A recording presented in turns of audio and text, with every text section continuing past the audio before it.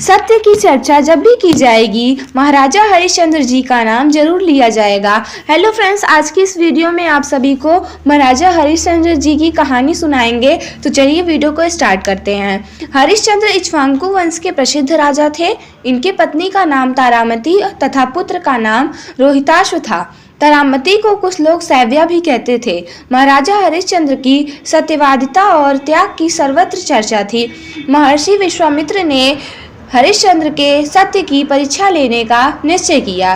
रात्रि में महाराजा हरिश्चंद्र ने स्वप्न में देखा कि कोई तेजस्वी ब्राह्मण राजभवन में आया है। उन्हें बड़े आदर से बैठाया तथा उनका यथेष्ट आदर सत्कार किया। हरिश्चंद्र ने स्वप्न में ही इस ब्राह्मण को अपना राज्य दान में दे दिया। जगने पर महाराज इस स्वप्न को भूल गए।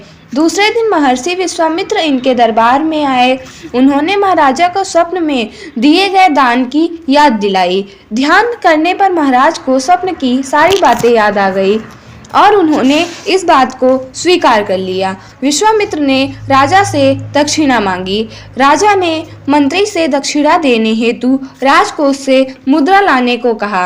विश्वामित्र क्रोधित हो गए। उन्होंने कहा, जब सारा राज्य तुमने मुझे दान में दे दिया तब राजकोष तुम्हारा कैसे रहा? यह तो हमारा हो गया। उसमें से दक्षिणा देने का अधिकार तुम्हें कहाँ रहा? हरिश्चंद्र सोचने लगे, विश्वामित्र की बात में सच्चाई थी, किंतु उन्हें दक्षिणा देना भी आवश्यक था। वे यह सोच ही रहे थे कि विश्वामित्र बोल पड़े, तुम हमारा समय व्यर्थ ही नष्ट कर रहे हो। तुम्हें यदि दक्षिणा नहीं देनी तो साफ साफ कह दो, मैं दक्षिणा नहीं दे सकता।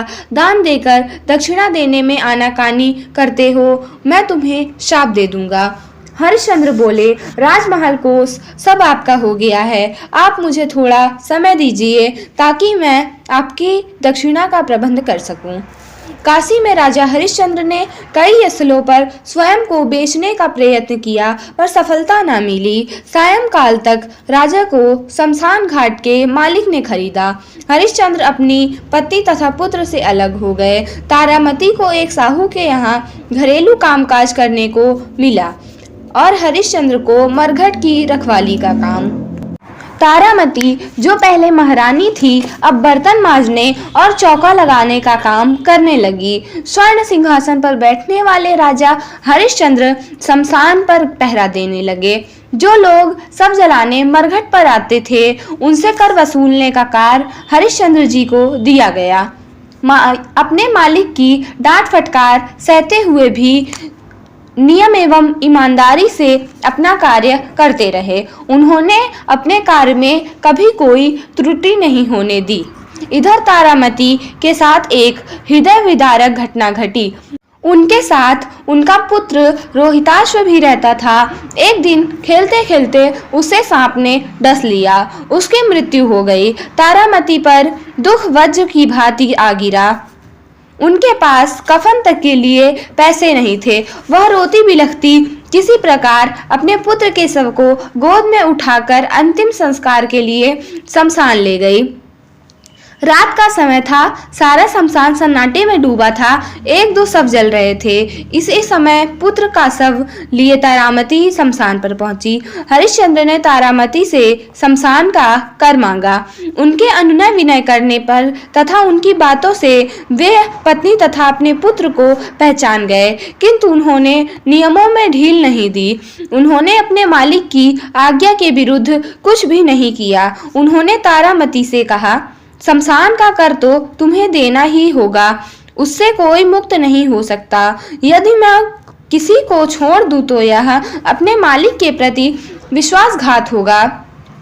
हरिश्चंद्र जी ने तारामती से कहा, यदि तुम्हारे पास और कुछ नहीं है तो अपनी साड़ी का आधा भाग फाड़ कर दे दो, मैं उसे ही कर के रूप में ले लूंगा।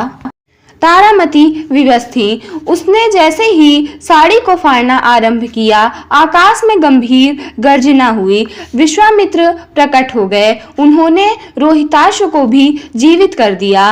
विश्वामित्र ने हरिश्चंद्र को आशीर्वाद देते हुए कहा, तुम्हारी परीक्षा हो रही थी कि तुम किस सीमा तक सत्य एवं धर्म का पालन कर सकते हो। यह कहते हुए विश्वामित्र ने उन्हें उनका पूरा राज्य जैसा का तैसा लौटा दिया। महाराजा हरिश्चंद्र ने स्वयं को बेचकर भी सत्यव्रत का पालन किया।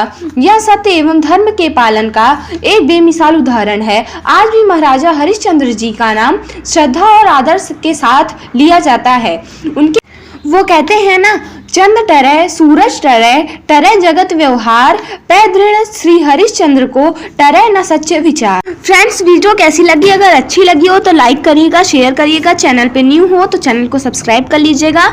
मिलते हैं कोई नई वीडियो में फिर कोई नए टॉपिक के साथ। तब तक के लिए बाय बाय।